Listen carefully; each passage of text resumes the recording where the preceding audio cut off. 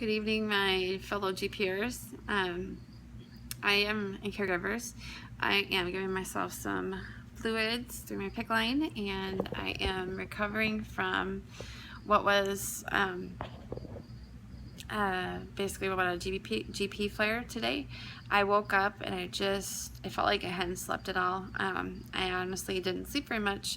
I don't know if that's something that you struggle with, but with my GP, when it is not under control, I am exhausted, but I am unable to sleep well.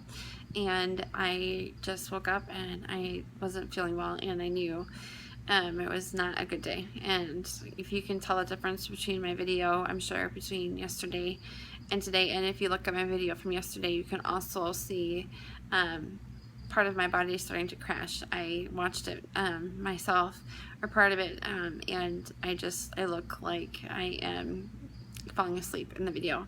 And so what happened, my husband and I were just talking, and some of the things that GP has been hard on is I am a very particular person about my home. I wouldn't call myself OCD, but borderline would maybe fit. And it has been hard. I used to clean our entire house in one day. I am a cleaner by trait. It's just who I am. So when things are not cleaned up and organized, you know that I am not doing well myself, because my surroundings showed what's going on inside my head. And we needed to come to Jesus meeting as a family. And so before we did that, though, I just was frustrated with my disease. I was frustrated with not being able to have the quality of care of my home that I want, and we'll get there. It just takes a lot longer than I want it to, and I find it very frustrating. I'm very much like to be in control, and I hate it that GP gets to tell me when I get to stop, but it does. So I just got up after I was talking with my husband, and I just needed a break, and so I started pulling weeds out in our front yard, and pretty soon he followed and kind of scolded me for doing so, and then joined me. And then I grabbed the girls, and we did that together as a family. And I think it was really important to do that as a family, so that they have family time, but also can see that together we need to work together as a family. We live together as a family, and that we all contribute. So this is leading up to, I've talked about being a mom with GP before, because I've shared with you about the time that was stolen from me from being my illness and it not being under control, and the journey that I have had to get to that place. And there is nothing I can do about it. I can't fix it. I just have to accept it and move on, or wallow in it and never get over it. And that's not what I want to do. So I'm learning to try to accept it, but my heart just doesn't always agree with me and stuff. But being a mom and having kids with a chronic illness, especially one that their friends don't know about, so it's an invisible chronic illness, it's hard on the kids. They think everything is their fault. They think if you're sick, it's their fault. If you have an argument with your spouse, it's their fault. That's just how their brains work. So I do feel that I do many things wrong, and I've stumbled throughout my GP journey and learned the hard way on many things. But one thing is I've been pretty open with our girls, other than showing them when I crash and things like that. I try to avoid that because it's scary when you're not used to that, and so we try to keep that away from them as much as possible. But we talk openly about what's going on. I've explained to my daughter, and when she explains it to somebody else, it's funny, because I had kind of explained that our stomachs are about as big as our fist, and since our stomachs are paralyzed, they maybe move a little bit every once in a while, but other than that, it doesn't move, while the yours do slow movements to move food through your stomach and into your small intestine. And so when I use that, they were able to comprehend that, and I know that because, and there's my handsome hubby who helps me with my fluids, interrupting my video. Sorry. But anyways, real quick, it was just interesting to see when they were explaining it to people who didn't know about GP. They use the same example, so they do listen. They do model your behavior and things, and so when you're down, when you're unable to be the mom and do the things that you want to do, just remember the kiddos truly, they think about themselves. Their world is them. They're self-centered as they should be. That's how their brains are. But both of our daughters had, like I said, yes, last night, have become much more empathetic and compassionate, when I already thought they were, which is a good thing. But just being honest with them, so they realize that, things in life are not always easy. Things in life can happen, but you can also overcome, what you put your mind on. And, sometimes, like tonight, when I crashed, it took 5 minutes for me to get from my yard into my house and into my wheelchair. Every step just seemed like it was 500 miles away. It is so humbling to have that happen. And like I said, I try to avoid those moments with our girls, but if they're with me and that happens, I can't hide it. I can't hide it from you. I can't hide it from them. And I just crashed. My body just has a mind of its own now. And so loss of control has been really hard. But I've thought of this way with my kids. I'm like, if I'm feeling that way, they must feel really out of control. Because I can take some of my control back by doing my own fluids, having this at home versus the hospital, things like that. I can do things like that. But it's just was really important. So we had a family meeting tonight, and like I said, and it just was really good, and it reminded me that to make sure that we communicate with those little eyes that are watching us. We don't want to scare them, but we want to be real with them as well. And the more they are around things like that, it just becomes normal. So that's been one thing that we've always done, is to just kind of say, this is mommy's PICC line, this is why I need it, this is what it does, because I can't swim with it. So they always want me to have it out, or to be able to have it, not have it. And honestly, I would be afraid to not have my PICC line, because it's, even if I was doing well, what if I needed fluids? I really just hate going into the hospital. If I can avoid it at all, I will.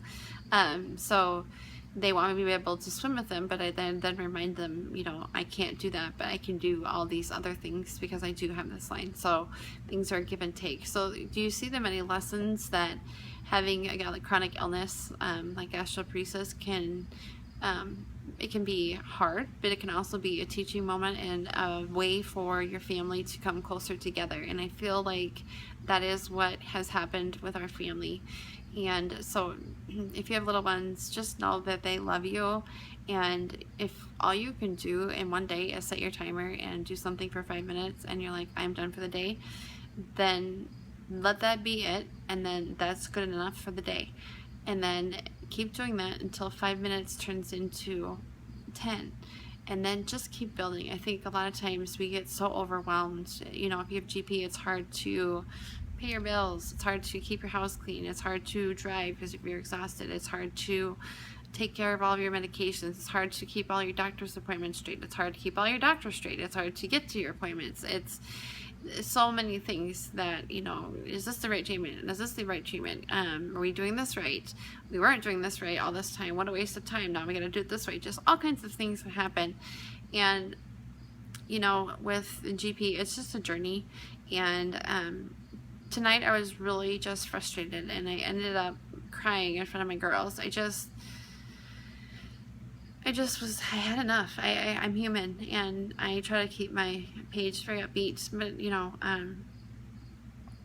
I've been really struggling with some things that are going on in my life that I don't feel comfortable sharing about, but I just have learned to lean on my nuclear family that is my husband and our 2 girls, and anyone else matters, but they don't matter in the fact of they don't trump my family. And what I do and what I choose to do and what we decided to do is guided by what's best for our family, not for other people. I used to kind of live my life like that, but just wait if you don't have a chronic illness or whatever. But people don't like sick people, especially people who are sick all the time, which people with GP, if it's not under control and you're in a flare, that's how it is. So those people kick them to the curb.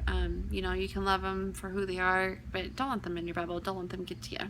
But I'm paralleling this also as I'm talking with our daughters with the drama that happens during school and friends and all this kind of stuff. So you can take your GP and, you know, to teach them more about it and use their experiences to explain how, like a parable for them. You know, like if people are not kind to me because I have GP, which has happened, you know, let's say somebody says something unkind or untrue, which has happened to me before. I can either let that bother me or try to do this and that and the other thing, or I can just think, you know what, it doesn't matter. Is it going to matter 5 years from now, 10 years from now? No, it's not. So why react to something? I waste my energy on something that's negative? No, I'm not going to do that. And then you can teach your kids the same thing. You know, if your interests lie somewhere, this is kind of an issue my daughter was struggling with, that she loves to do certain things and maybe her friends don't, and I just explained to her that we're all different and that's okay, and we don't have to not like each other because we're all different. But you know, maybe your friends love to do this with you, but maybe they decide not to do this with you. You know, my friends don't really know what I did in my corporate days, and I don't really know all that they do in their days. That's just life. But do you see how, in a very just quick way, that I try to, whenever I can, you know, we'll bring GP into it to help kind of parallel, and then you can see the light bulb go off up here and they see more. So when things are scary that happen, like tonight when I almost passed out, we caught it just in time. It's not as scary. I mean, she was scared, but she wasn't crying, which is a huge improvement. So, you know, having kids in GP is hard. You know, you feel like you're failing, you feel like you're not doing everything that you need to do for them or could do for them or what other moms are doing for them. But I'm a mama bear, and I can't do everything that I used to do, but it doesn't mean that I don't love them that doesn't mean I don't love them any less. I love them so much more, and I let them know that, and I am able to do that because I almost didn't make it. And I've heard my doctor say, we can't guarantee your longevity. I mean, it was just humbling. So, you know, when I have wonderful days, it's awesome. When I have days like tonight, they suck. But I also remember spending 8 days in the hospital. I still remember spending a month in the Mayo. I still remember a 5-day hospital stay. I still remember so many ER visits, like in the hundreds, many, you know, and I need to remind myself and that I've come so far, but those things can still happen. And you know, each time some bump happens in our road, I grow from it and I'm better. So if you're new to your illness or your diagnosis, I can tell you that things feel very overwhelming. You know, it's getting set up with the right doctors. That's really important. You need to like your doctor and feel comfortable with your doctor. I've been there where you don't. But you are worthwhile to find someone who truly cares about you, and you deserve that. You know, if you need extra care like I do, you know, like insurance can be such a problem, which is why my husband learned to do the dressings. You know, we didn't have home health coverage for more than 3 sessions. So in 3 sessions, we learned how to manage and take care of our pick and change the dressings. And I'm grateful for that. But, you know, again, insurance, you know, is a problem, and it also limits the help that you get. So one days I can't get to the doctor. Would it be nice if a nurse could come and evaluate me and do some of the things? Yes. But, you know, we don't qualify for that, and I don't have a money tree in my backyard. So, you know, there are just so many things to talk about with GP. I could talk about it forever, but I just wanted to share with you tonight. I really didn't really know or have a special subject. I just wanted to show you how much, I think how I want to end it is just, if you look at my video from yesterday, I look completely different. And you can see the roller coaster. If you look at my page from when it started a year ago in 2016 in April, it was Easter weekend, and you scroll up to now, you can see the difference in my journey. You can see the highs, you can see the lows. It really truly is a roller coaster ride that you didn't sign up for and that you have to ride. You don't get to get off this roller coaster. Very few of us. There are some, so there's hope, who have done procedures and they feel amazing and they don't have their GP problems anymore. So there's always hope that way. There's hope for a cure. The GP Pie Face Challenge has taken off exponentially. If you haven't done it, throw some pies. Let's smash GP. You can do it. It's awesome. But it's our job, I think, to share about GP, even if it makes us feel uncomfortable, and to throw those pies and to just learn that, you know, it is a roller coaster. So, okay, on a roller coaster, you know that big hill's coming. You know that you're going to go down that hill, whether you want to or not. You're strapped in. There's no getting off. You're going down the hill. You can either ride with your hands up and enjoy the ride, or you can hang on really, really tight and close your eyes and never look at life and just stay away from everything because you're scared. I get being scared, but not living life to the fullest capacity possible for yourself and myself, to me, is so much worse. So if you're new, I encourage you to follow our page, follow GPACT. You can message me. I am here for you. I would love to chat. I care so much about every single person in this feed and others who have GP and other chronic illnesses. And so basically with that, I just think I'll wrap up and just say that time is the last thing I want to talk about. GP takes up a lot of our time.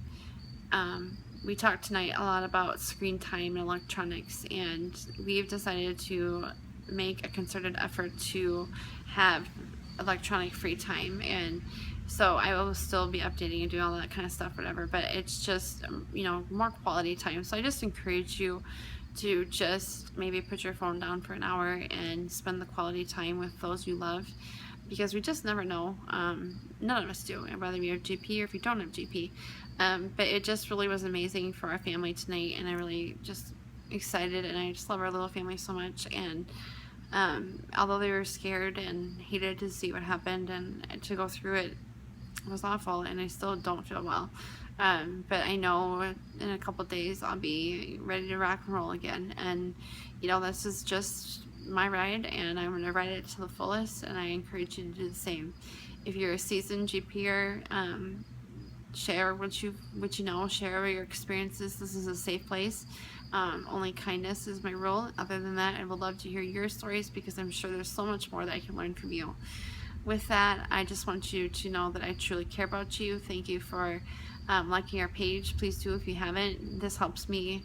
I don't care about the likes as far as numbers. It just helps me reach more people like us. So if you would please hit that, I really appreciate the kindness. And if you want to follow me on Twitter and Instagram, I would love that as well. And if you find these videos helpful, share them away, and hopefully we can help other people.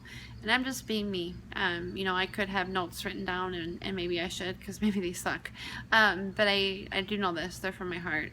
And I'll end with this. I am a faith-based person, and I can tell you that God has a reason for everything. I don't always see all of the whys, but I can see many of the whys that's happened to me. And when I look at the whys that God had chosen for me, I see why this had to be this way, and I am so grateful. So there are days that I am so grateful, and there are days that just really suck, like today. But that's just life. I think anyone has that in their regular life. We just have it to a degree that is out of this world. But you know what? We are adaptable creatures, and we can do great things. So have courage, step outside your comfort zone, and will you send me your picture with just 1 to 3 words that describes your journey of GP? Was, you know, I've seen perseverance, devastating. There's what word would I use? If I had 3 words, roller coaster ride. That's what GP has been to me. Some say a thief. So just things like that. So, or, you know, some say trial, or, you know, a gift, whatever you think it is to you. Just send in to me, just message me here on the link on our page with a photo that you'd like me to use, your name, I won't use your name, that way I can keep you straight. And then how you would describe your GP experience in 1 to 3 words. And I can't wait to do the video and share it for Gastroparesis awareness. So please send those in, and stay strong, fight on, and pray for a cure GP. Hope you have a great night, and we'll talk soon. Peace out.